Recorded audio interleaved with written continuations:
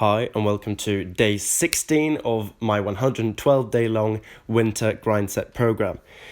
Today I was back at it and it went better than yesterday. I trained late in the evening, obviously. I completed everything now at around, 10:30 to 11 o'clock at night, basically. These workouts usually take around, to be honest, 50 minutes, an hour, because I'm on my phone. If I were to focus, which I can complete them in 30-40 minutes if I were to try. So I'm going to try to do that tomorrow. And however, these exercises are quite difficult. And when you jump from exercise to exercise, you can get a bit fatigued. But that's just a work capacity issue. And all you need to do to, get better there is either to just do more work so that your previous work feels, easier in comparison. It pales in comparison. And, if that's not an alternative, since I'm already doing that, then you just have to tell yourself mentally, just stop being weak and attack. As you can see here, I'm doing knuckle push-ups on a wooden floor. Recommend it to anyone who doubts. These are quite painful, but I have gotten, kind of used to them, to be honest. I mean, it's day 16 now, as I said, of 112. So I'm more than 10% done. In 2 days, it'll be 15% done. But we're getting closer and closer every single day. Obviously, I'm putting in a lot of effort, and it's starting to show, really. I feel big, I feel strong. That's probably mainly placebo. But what I have noticed is that the numbers are slowly creeping up. And it's not just because I've added reps. It's like I can actually do these reps as well. Because it's one thing to add a rep on the sternum pull-ups, but if you don't touch your chest to the bar, then you're not really doing them, are you? But I am. I am touching my chest to the bar on every single rep, not compromising form. And while I'm getting more efficient at each exercise, that will completely plateau within a month. As soon as you start to get close to what your body's capable of, it will compensate more and more in every single possible way. You'll take unplanned extra long rest breaks subconsciously. You're going to tweak your technique a little bit, but after a certain amount of weeks, after you get to 95 to 100% effort even, there's really not much more efficiency gains to make. And at that point, once you get to a difficult kind of phase, all the progression after that, if you continue to do the same thing every single day, that's pure strength and pure endurance. Depending on if it could be jump rope, it could be deadlifts here. But as you can see, I've kind of found a technique that works for me. What I like to do on these is I take one deep breath per rep, so that I, don't wait too long between reps, basically. So that's what I'm doing here. Got 12 reps today, which was the goal. Next week, I'm looking forward to doing 13, then 14, then 15.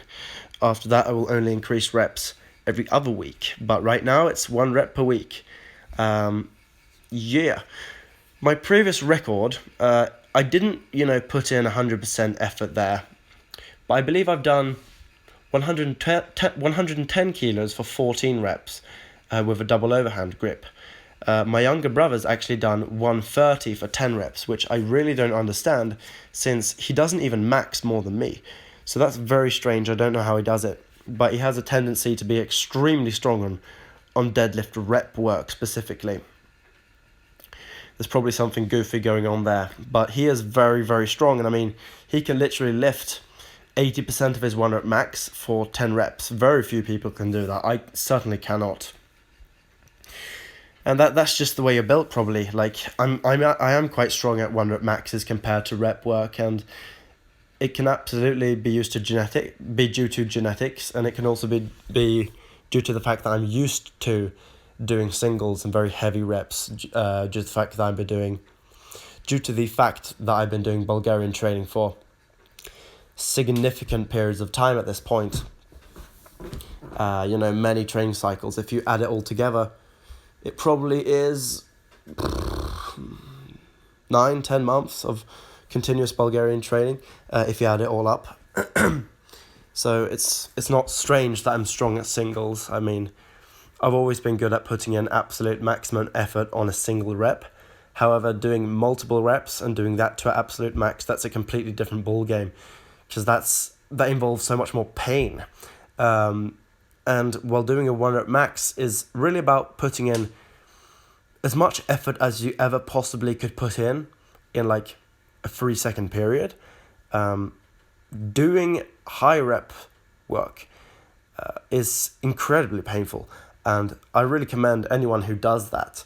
AMRAPs on any big exercise, as many reps as possible, is very difficult to truly do, and many people do 12 reps when they could have gotten 14, for example, and those last reps, Arnold said it himself, they separate the winner from the champion. And I myself am training every day, so going to absolute failure is not an option. And I'm training every day for multiple reasons, so I have a good reason not to go to extreme failure. But a lot of people do, a lot of bodybuilders do. Then again, they're obviously taking quite a bit more steroids than I am. It's not just, but I'm obviously working purely from my body's natural production, which I hope all of you are doing as well. It's probably the best in the long term to do that. It's probably the healthiest. And, our health is really the most important thing. It's cool to be very strong, it's cool to be great, it's cool to be a winner, and unless your goal is to be the best in a certain sport, health always needs to come first, to be honest. And that's what I'm thinking about as well.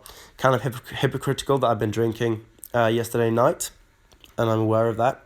But I'm not going to drink again until like February. So, yeah. It's not something I'm used to. It's not something I do every day, obviously. Yes. Talking about health and stuff, this could have been a hazard. My jump rope actually broke today. I've been jumping so much with this rope that it literally broke.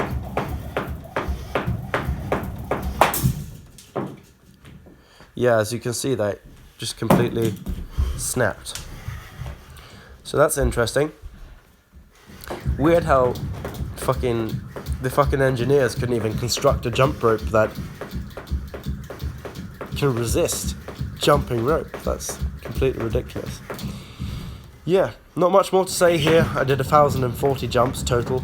Obviously doing 1 extra double under per fail. So if I failed for the 4th time, I do 4 double unders, etc. Just to make sure that failing isn't rewarded. I don't get a rest break if I fail. Rather, I have to work harder. And I believe that that's a very, very good thing to have even in life. That when you fail at your job, when things aren't going the best, it's not always the fact that you're unlucky.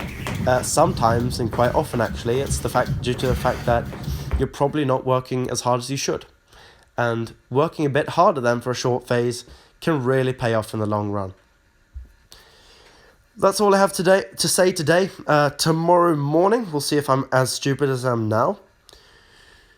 That will be interesting. Probably I will be, because I'm not a guy that likes waking up early in the morning, but I will get it done. And tomorrow's, plan and goal is to get the training done significantly quicker than I got it done today.